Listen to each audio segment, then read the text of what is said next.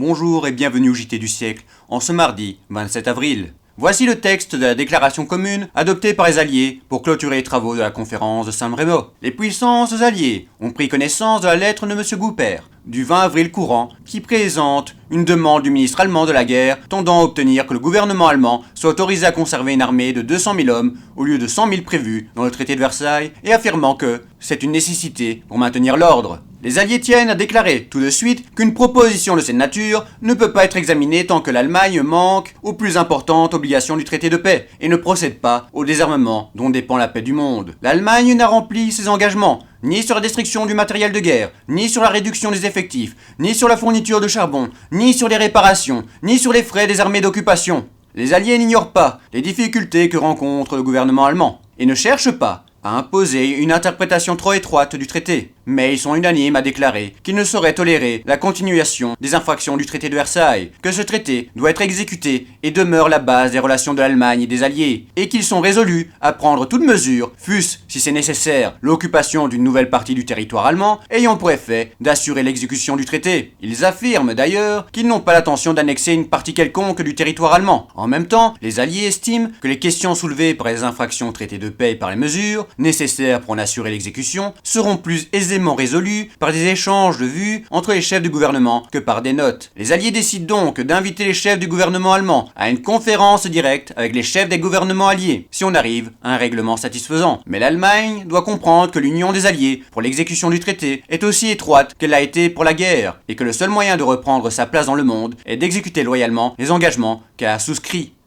C'était le JT du siècle, l'info de notre histoire.